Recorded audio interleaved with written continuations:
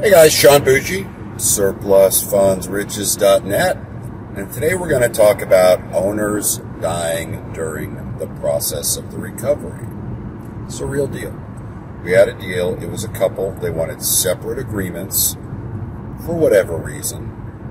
They may have been going into a divorce. You have no idea why, but they wanted to each go after their own half. We get that a lot in certain states. So I said, that's fine. Got it done, started the process. There was a hiccup with, it was a super lean state where there was an HOA involved, where you ended up having to give them a little bit of money out of the surplus in order to make the deal fly. There was still a considerable amount of money left.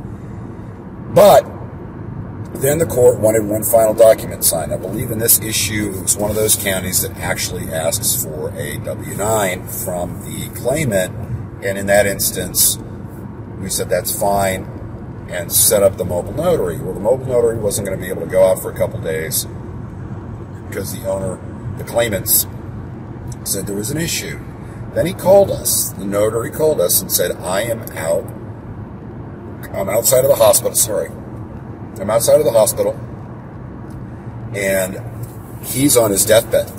And they both had to sign this document. I've already gotten her to sign it, and I'm waiting for them to clear me to go in and sit down and get the document signed. Guys, I told the notary, whoa, don't worry about it. We had a really good attorney in that county. I said, look, I am not going to be remembered as the company that forced them to take time away when this man is in his last dying moments from them being together for him to sign a document. I'm not that guy. I said, you tell her we'll figure this out later. And he said, that's fine. Now, we got lucky. We didn't have to, because she was upset afterwards, and she was like, I don't know how I want to handle this, da-da-da. We had already started the process. It was almost paid out, right? We were just waiting on that final W-9 documentation. We got lucky because one of the things they provided from the get-go is they had told us that he had an issue with his health.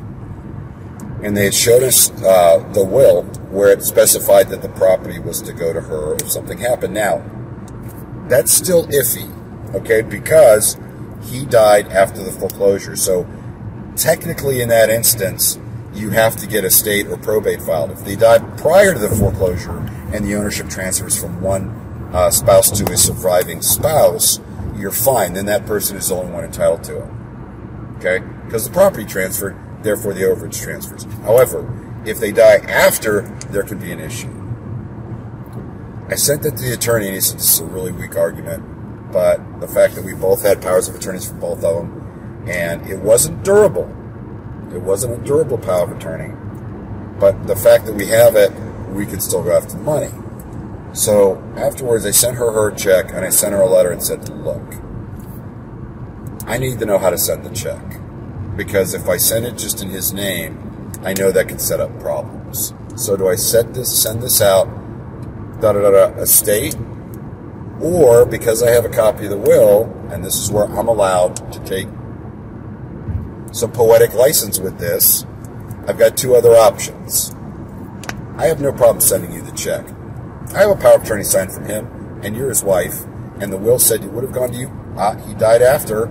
So technically this could be an estate issue, but I don't have a problem sending it to you, and you figure it out. Or I will send his portion to the state unclaimed funds and let you handle it through them. What would you like me to do? And she said, I really appreciate you asking how to do this. Please make it out his name, estate. I've got that all set up. It shouldn't be an issue. I'll handle the probate and the estate issues if they come up. Easy peasy. But let me tell you why because first she was upset afterwards, but the reason she came around and responded so well to that letter is because we backed away from his deathbed. There's no way I'm doing that. Guys, keep your humanity through all this. You're going to work with really difficult people that are jerks. You're going to work with people that you don't know their story, and they're going through hard times. Assume the best, and if nothing else, take the high road. Thanks.